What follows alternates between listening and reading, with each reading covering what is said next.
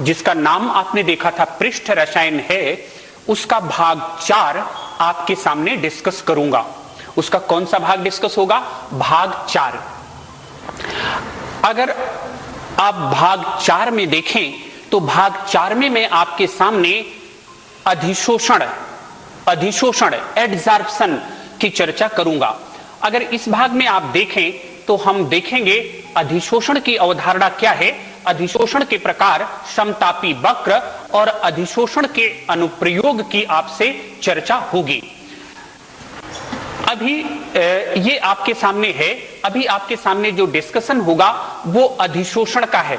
और इस अधिशोषण शब्द को क्या कहते हैं? इस अधिशोषण शब्द को कहते हैं एडजॉर्प्शन। जैसे ही आप अधिशोषण पढ़ते हैं तो आपके सामने एक और शब्द आ जाता है एब्जॉर्प्शन, और जिसे हिंदी में ये कहते हैं, और वो नाम क्या कहलाता है? वो नाम कहलाता है अवशोषण। हम आपको अधिशोषण और अवशोषण की अवधारणा बताएं, इसके पहले हम आपको अपने ही पिछले लेक्चर से कनेक्ट करते हैं। बच्चों, हमने आपको पिछले लेक्चर में, पिछले व्याख्यान में कोलाइडो के बारे में बताया था, और कोलाइडो में एक बात बार बार आ रही थी कि कोलाइडो का पृष्ठीय क्षेत्रफल, सरफेस एरिया अधिक होता है और इसीलिए इनमें अधिशोषण की प्रबल प्रवृत्ति होती है। अब उस अधिशोषण को यहां मैं आपके सामने एक्सप्लेन करूंगा। इन शब्दों के साथ हम ये देखेंगे कि एडजॉर्प्शन और एब्जॉर्प्शन, अधिशोषण और अवशोषण क्या है।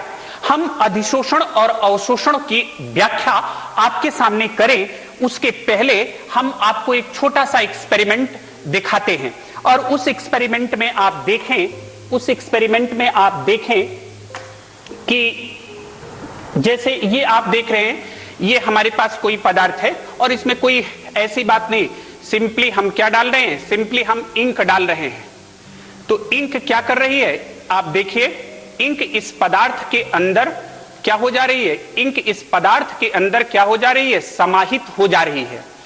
तो कुल मिलाकर के क्या कहना है? आप इस एक्सपेरिमेंट में फिर से देख लें। हमने एक पदार्थ लिया और इसमें क्या डाल रहे हैं? इसमें इंक डाल रहे हैं। तो इंक इस पदार्थ के अंदर क्या हो रही है? इंक इस पदार्थ के अंदर क्या हो रही है? समाहित हो रही है। अगर आप इसी को समझ जाएं तो आप अधिशोषण और अवशोषण को समझ जाएंगे। अधिशोषण और अवशोषण दोनों में क्या होता है कि हमारे पास एक कोई पदार्थ रहता है और उसी पदार्थ के अंदर दूसरा पदार्थ क्या करता है? उसी पदार्थ के अंदर दूसरा पदार्थ क्या करता है? दूसरा पदार्थ प्रवेश करता है। तो आप अपने मन में आइडिया बना लें कि अधिशोषण और अवशोषण में एक पदार्थ के अंदर दूसरा पदार्थ क्या करता है? आता है। कोई एक पदार्थ है, जैसा हमने अभी आपको डेमोन्स्ट्रेशन दिखाया, कोई एक पदार्थ है और उसके अंदर क्या आएगा? उसके अंदर दूसरा पदार्थ आएगा। तो अब ये बात आती है कि अधिशोषण और अवशोषण में अंतर क्या है? कैसे आप व्याख्यायित करेंगे कि अधिशोषण क्या है और अवशोषण क्या है? तो आपको उसी अवधारणा को दिखाते हैं कि अधिशोषण क्या है और अवशोषण क्या है। बच्चों, जैसे हम कोई पदार्थ लेते हैं तो ये अभी हमने आपको एक पदार्थ लिया था, तो कहते हैं कि कोई पदार्थ अगर इसके अंदर आए, वो आने वाला पदार्थ अगर केवल इसके ऊपरी सतह पर रहे, सरफेस पर रहे, तो ये घटना क्या कहलाती है? ये घटना कहलाती है अधिशोषण। और अगर अब वही एक्सपेरिमेंट है, ये पदार्थ है, वही पदार्थ है, अगर कोई आने वाला रहे और आने वाला पदार्थ पूरा इसके बल्क में आए, पूरा स्थूल में आ जाए, तब ये घटना किस नाम से जानी जाती है? तब ये घटना अवशोषण। इसके लिए अंग्रेजी में आपको बताया गया था एडजॉर्प्शन, और यहां क्या है? अवशोषण के लिए क्या है? एब्जॉर्प्शन है। क्या है? एब्जॉर्प्शन है। तो कुल मिलाकर के ये कहना है कि अधिशोषण कहां होता है? सतह पर होता है। और अवशोषण कहां होता है? अवशोषण पूरे पदार्थ में होता है।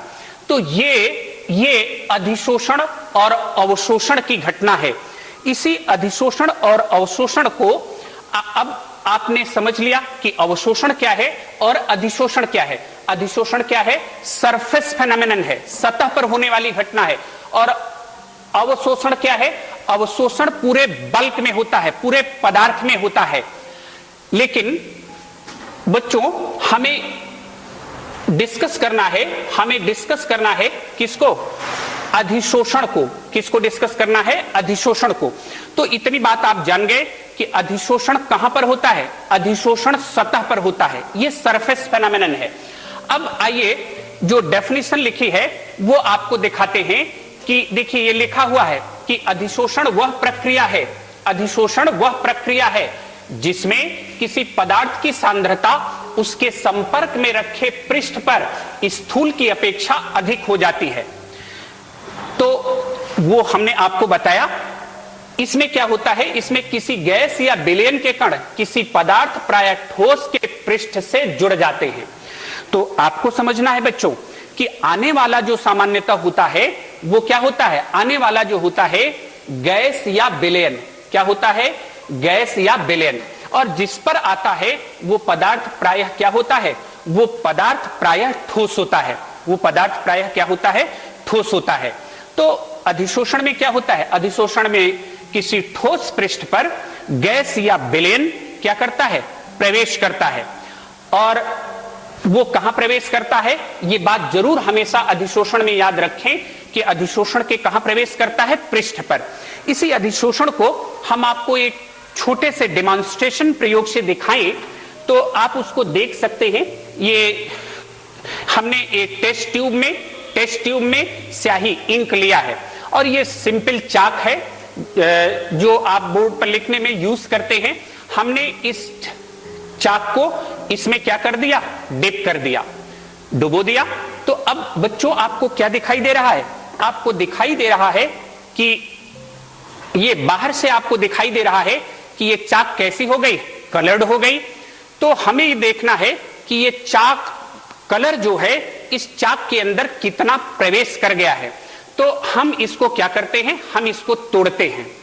तो जरा ध्यान से देखिए, आपको दिख रहा होगा। यहां देखिए, ऊपर तो ये रंगीन है लेकिन जब हमने तोड़ा तो अंदर कैसा दिख रहा है? व्हाइट दिख रहा है। इसका मतलब जो इंक प्रवेश की है वो कहां है? केवल ऊपरी सतह पर, सरफेस पर है। तब आपको बच्चों बताना है ये घटना कौन सी है? अधिशोषण या अवशोषण?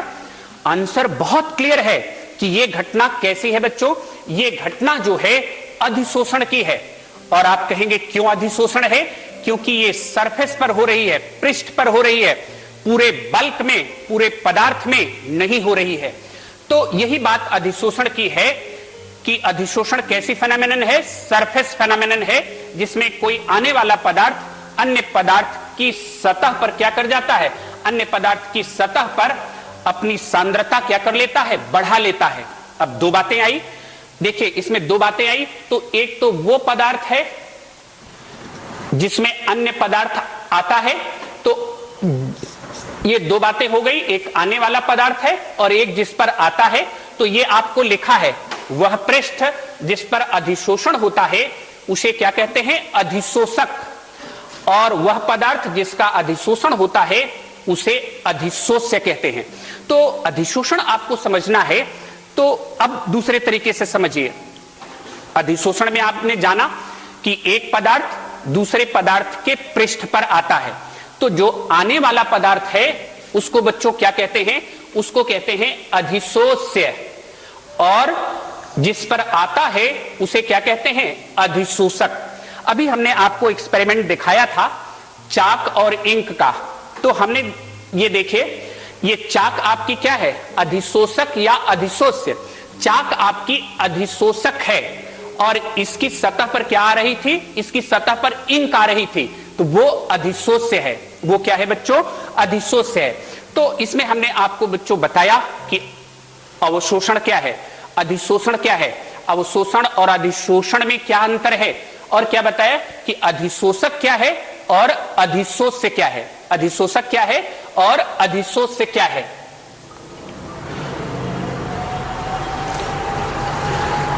अब इसी अधिशोषण के आपके उदाहरण दिए गए हैं। किसके उदाहरण दिए गए हैं बच्चों?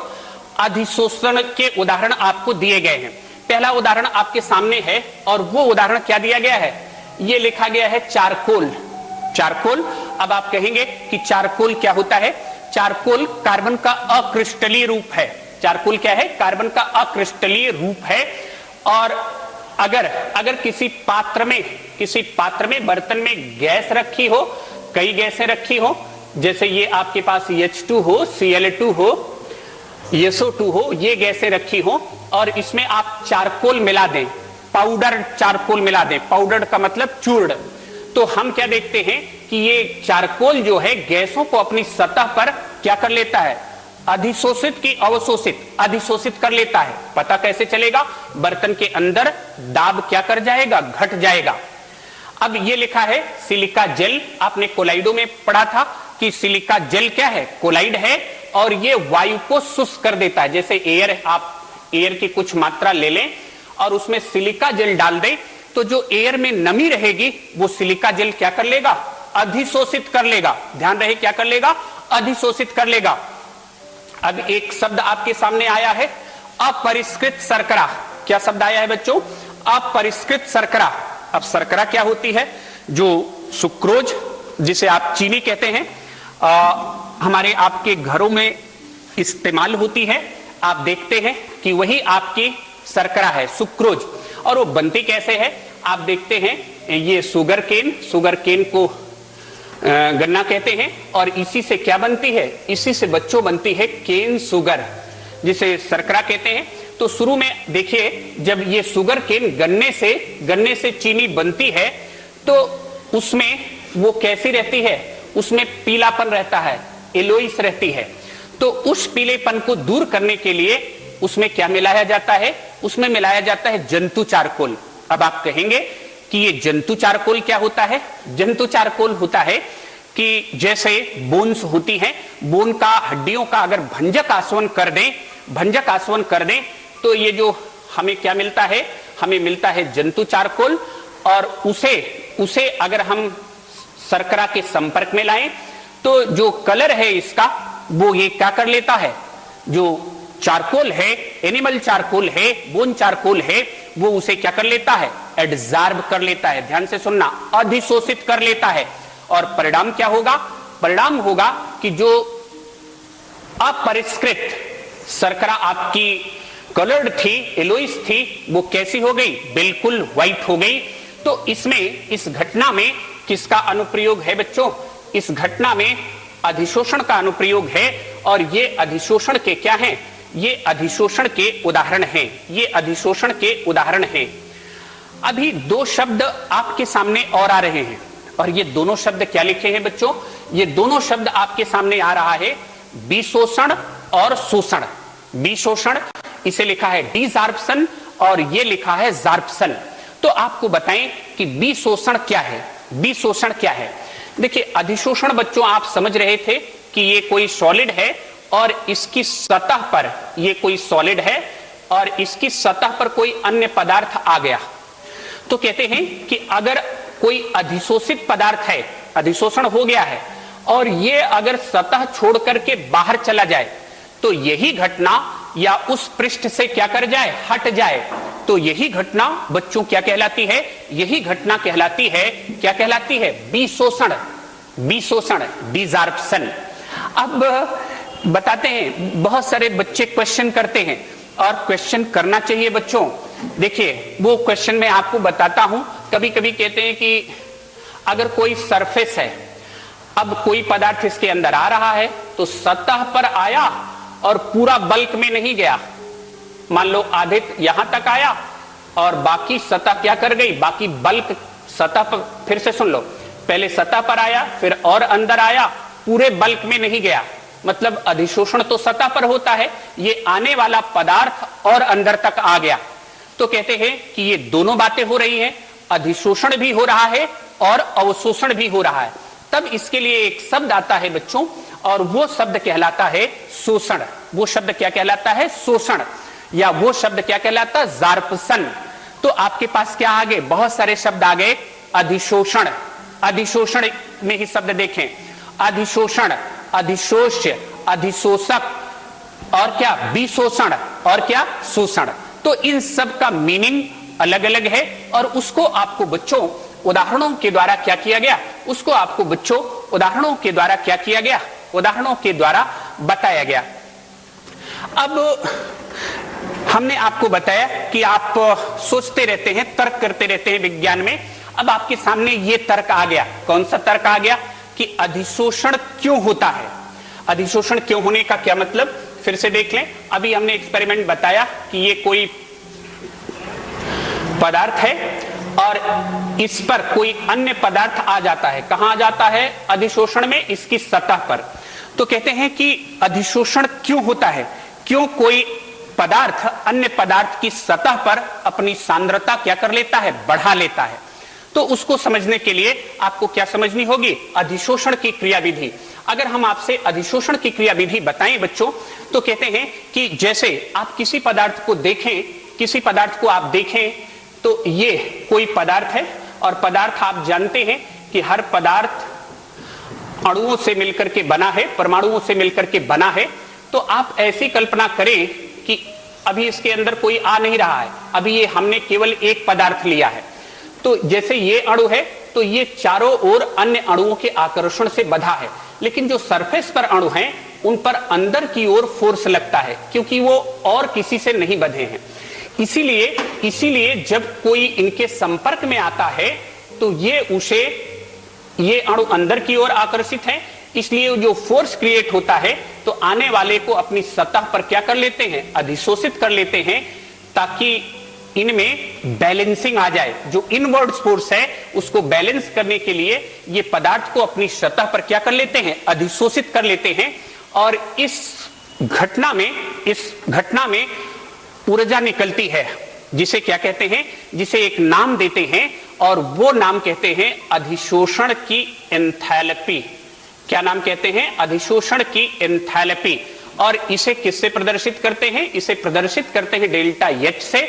चूंकि ये घटना उष्मा छेपी है, इसमें उष्मा निकल रही है, इसलिए डेल्टा एच का मान इसके लिए क्या होगा, ऋणात्मक होगा। डेल्टा एच का मान क्या होगा, ऋणात्मक होगा। तो ये बच्चों हमने आपको बताया कि अधिशोषण प्रारंभ कैसे होता है, अधिशोषण प्रारंभ कैसे होता है और उसकी व्याख्या है जिसे हम आगे बढ़ाते हैं। तो कहते हैं कि और है, यहां आपको एक समीकरण लिखा है और यह समीकरण क्या कहलाता है, डेल्टा जी बराबर delta H minus T delta S. इस समीकरण को कहते हैं गिब्स हेल्महोल्ट्ज समीकरण। इसमें डेल्टा जी क्या है, इसमें डेल्टा जी गिब्स मुक्त ऊर्जा परिवर्तन है, गिब्स वैज्ञानिक का नाम है। डेल्टा एच को बता दिया, टी क्या है, टी परम ताप है, और डेल्टा एस क्या है, डेल्टा एस जो है एंट्रोपी परिवर्तन है, change in entropy, change in entropy. तो कहते हैं कि जब अधिशोषण होता है तो एंट्रोपी का मान धनात्मक होगा या ऋणात्मक होगा, ये आप बताइए। तो बच्चों आपको देखना है कि एंट्रोपी क्या है। एंट्रोपी जो है कोई आपके पास निकाय हो, उसकी जो रैंडमनेस है, जो डिसऑर्डर है, उसकी माप है। एक आपसे सवाल है, ठोस, द्रव और गैस में बताएं किसकी एंट्रोपी ज्यादा होती है। उत्तर बहुत क्लियर है बच्चों, गैसों की एंट्रोपी सबसे ज्यादा होती है, क्योंकि गैस के अणु बहुत मूवमेंट करते हैं, उनमें डिसऑर्डर क्या होता है, ज्यादा होता है। अब ये देखिए, जैसे आप समझे कि ये कोई हमारा ठोस मटेरियल है, अगर इसके अंदर गैस आ रही है तो गैस तो पहले मुक्त थी, जब ये सतह पर अधिशोषित हो गई, क्या हो गई, अधिशोषित हो गई, तो श्योर है कि इसकी एंट्रोपी क्या कर गई, श्योर है कि इसकी एंट्रोपी क्या कर गई, श्योर है कि इसकी एंट्रोपी घट गई। मतलब जो डेल्टा एस है वो नेगेटिव हो गया। तो नेगेटिव और नेगेटिव दोनों क्या हो गए, टी डेल्टा एस की वैल्यू क्या हो गई, पॉजिटिव हो गई। तो कहते हैं कि डेल्टा जी, अगर डेल्टा जी का मान नेगेटिव आता है तो कहते हैं कोई डेल्टा जी की वैल्यू से आप कहते हैं अगर डेल्टा जी का मान नेगेटिव है तो कोई प्रक्रम स्वतः होगा, स्पॉन्टेनियस होगा। अब आप कहेंगे स्पॉन्टेनियस प्रक्रम क्या है, स्पॉन्टेनियस प्रक्रम वो है जो अपने आप हो, जिसके लिए बाह्य बल की जरूरत ना हो। यही आपको बता देते हैं स्पॉन्टेनियस प्रोसेस क्या है बच्चों। जैसे ये आपके पास इसे हम कहते हैं इंक्लाइंड प्लेन है, यहां आप कोई बॉल रख दें तो अपने आप ये नीचे चली आएगी, इसके लिए किसी बाह्य बल की जरूरत नहीं है। तो ये कहते हैं स्पॉन्टेनियस प्रोसेस है, जो अपने आप हो। तो कहते हैं कि डेल्टा जी अगर नेगेटिव होगा तो अधिशोषण स्पॉन्टेनियस होगा, और डेल्टा एच आपके पास नेगेटिव है और ये वैल्यू पॉजिटिव आ चुकी है। ये वैल्यू क्या आ चुकी है? पॉजिटिव। तो डेल्टा एच में से जब ये वैल्यू घट जाएगी तब भी मान कैसा आता है? नेगेटिव। शुरुआत में मान कैसा आता है? नेगेटिव आता है। इसीलिए अधिशोषण अपने आप होता रहता है। मतलब ये आपका सॉलिड मटेरियल है, इसके अंदर कोई पदार्थ आना प्रारंभ हो जाता है, लेकिन आप जानते हैं कि जब अधिशोषण हो जाता है तो धीरे धीरे डेल्टा एच का मान क्या करने लगता है? घटने लगता है। डेल्टा एच का मान जब घटने लगता है तो डेल्टा एच और टी डेल्टा एस है ये पॉजिटिव है, तो डेल्टा जी का मान एक समय ऐसा आता है कि डेल्टा जी का मान कितना आता है? 0। और जब डेल्टा जी का मान 0 हो गया तो घटना जो स्वतः थी अब अपनी साम्यावस्था पर आ गई। मतलब अब अधिशोषण क्या होगा? अब जैसे शुरुआत में अधिशोषण था वो तीव्र हो रहा था, तो अब अधिशोषण कैसा हो जाएगा? अब अधिशोषण मंद हो जाएगा। तो डेल्टा जी जब 0 आ गया, डेल्टा जी 0 आ गया, मतलब ये किस दशा में पहुंच गया सिस्टम? ये जो आपका प्रक्रम था अधिशोषण का वो कहां आ गया? साम्यावस्था पर आ गया। कहां आ गया बच्चों? साम्यावस्था पर आ गया। तो इसीलिए यही अधिशोषण की क्या है? यही अधिशोषण की क्रियाविधि है। अगर हम आपको अधिशोषण के प्रकार बताएं बच्चों, तो अधिशोषण दो तरह का है। एक को कहते हैं भौतिक अधिशोषण और दूसरे को क्या कहते हैं? रासायनिक अधिशोषण। तो आप कहते हैं कि भौतिक अधिशोषण में क्या होता है? भौतिक अधिशोषण यह वांडर, यहां एक शब्द रहेगा वांडर वाल। क्या रहेगा? वांडर वाल। तो यह वांडर वाल बलों के द्वारा होता है, यह रासायनिक बंधों के द्वारा होता है। आप इसको समझ गए कि जैसे ये पदार्थ है, इसकी सतह पर अधिशोषण हो रहा है, तो जो आने वाला पदार्थ है वो यहां वांडर वाल बंध बनाएगा और रासायनिक अधिशोषण में क्या बनाएगा? रासायनिक बंध बनाएगा। यह प्रकृति में विशिष्ट नहीं है और यह प्रकृति में अति विशिष्ट है। इसका मतलब यही है कि रासायनिक अधिशोषण में हर पदार्थ का अधिशोषण नहीं हो जाता। ताप बढ़ने पर घटता है, भौतिक अधिशोषण के लिए है, और ताप बढ़ने पर बढ़ता है, ये किसके लिए है? रासायनिक अधिशोषण के लिए है। अब आप देखिए भौतिक अधिशोषण में एंथैल्पी का मान कम है, लेकिन रासायनिक अधिशोषण में देखें तो एंथैल्पी का मान ज्यादा है, जो निकलने वाली ऊर्जा है। भौतिक अधिशोषण मल्टी लेयर्ड होता है, कई परतों में होता है, और रासायनिक अधिशोषण कैसा होता है? ये सिंगल लेयर्ड होता है। ये सिंगल लेयर्ड होता है, और सिंगल लेयर्ड के पीछे लॉजिक है, क्योंकि जैसे ये कोई पदार्थ है, अन्य पदार्थ आ रहा है, तो ये यहां क्या बना लेता है? रासायनिक बंध बना लेता है। रासायनिक बंध बना लेता है तो फिर आने वाला पदार्थ अपनी ही सतह पर, अब तो ऊपर उसी की लेयर बन गई, उसी की लेयर बन गई, तो अधिशोषित तो नहीं होता। तो ये था आपका बच्चों भौतिक अधिशोषण और रासायनिक अधिशोषण के बारे में। अब ये एक लिखा हुआ है अधिशोषण समतापी। अब आप कहेंगे कि अधिशोषण समतापी का क्या मतलब है? अधिशोषण समतापी का मतलब यह है बच्चों कि अगर अधिशोषण की घटना में हम ताप स्थिर रख दें और दाब बढ़ाएं तो अधिशोषण पर क्या प्रभाव पड़ेगा? फिर से समझना, अधिशोषण समतापी का मतलब क्या है? अधिशोषण की घटना में हम ताप स्थिर रख दें और दाब को क्या करें? बढ़ाएं, तो अधिशोषण बढ़ेगा या घटेगा? तो देखिए ये आपके सामने है कि अगर आप ताप स्थिर रख करके दाब बढ़ाएं तो क्या देखते हैं? जितना कम ताप रहेगा, ये भौतिक अधिशोषण के लिए बात आती है, जितना कम ताप रहेगा अधिशोषण उतना ही क्या होगा? ज्यादा होगा। जैसे T1, T2, T3 आपको दिखाई दे रहे होंगे। यहां हमने x/m लिया है जो अधिशोषण की मात्रा को बताता है और P दाब को बताता है। तो जब ताप कम है तो अधिशोषण क्या है? ज्यादा है, और ताप बढ़ रहा है तो अधिशोषण क्या कर रहा है? अधिशोषण घट रहा है। और ये आप एक्सिस देख रहे हैं, यहां आपका P है और यहां आपका क्या है? यहां आपका है x/m, इस एक्सिस पर। अब इसी को हम फ्रेंडलिक समतापी वक्र से दिखा सकते हैं। यहां आपको एक इक्वेशन लिखा हुआ है और वो इक्वेशन है x/m बराबर kp⁴ 1/n। हम जिस x/m की चर्चा कर रहे थे वो लिखा है x अधिशोषक के यम द्रव्यमान। तो यम किसका है? अधिशोषक का द्रव्यमान है। P दाब पर अधिशोषित गैस का द्रव्यमान है। तो x क्या है बच्चों? यक्स अधिशोषित गैस का द्रव्यमान है और के और एन क्या है, स्थिरांक हैं। अब अगर हम इसी को ये आपको एक ग्राफ से दिखाया है, इस पर प्लॉट किया log x बाई एम और इस पर log p प्लॉट किया, तो हमें देखिए ये एक स्ट्रेट लाइन मिल रही है। पिछला जो फिगर आपको दिखाया, ये जो इक्वेशन आपको दिखाया था, इसका हम log फॉर्म ले लें तो log फॉर्म कैसा हो जाएगा, इसका अगर हम log फॉर्म ले लें तो ये हो जाएगा log x by M this is equal to log k plus 1 by N log p। और इसकी हम स्ट्रेट लाइन के equation y equal to c plus mx से कंपैरिजन कर दें तो x एक्सिस पर हमने क्या लिया log p और y एक्सिस पर क्या लिया log x बाई m।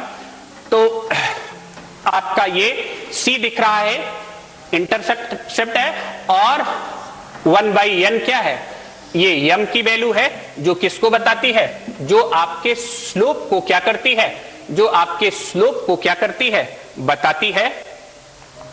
ये लिखा है इंटरसेप्ट log k है और स्लोप जो है वो 1 बाई n है।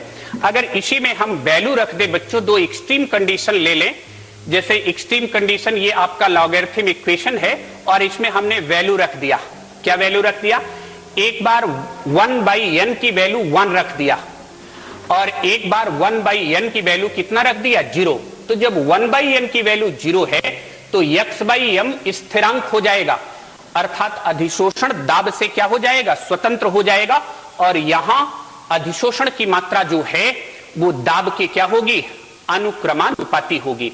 यहां अधिशोषण के हमने आपको अनुप्रयोग दिए हैं बच्चों, जैसे उच्च निर्वात उत्पन्न करने में, आप जानते हैं कि उच्च निर्वात उत्पन्न करने में जहां गैसें रहती हैं ये अधिशोषित कर लेते हैं, जैसे सिलिका जेल है, एल्यूमिना जेल है। गैस मास्क बनाने में चारकोल का प्रयोग करते हैं, आर्द्रता पर भी नियंत्रण कर सकते हैं। ये चीनी के उदाहरण से हमने आपको बताया था कि रंगीन बेलनों में से रंग को क्या कर सकते हैं, हटा सकते हैं। विषमांगी उत्प्रेरण हम पढ़ेंगे और वर्णलेखकीय विश्लेषण में भी, वर्णलेखकीय विश्लेषण क्या है, ये शोधन की एक विधि है।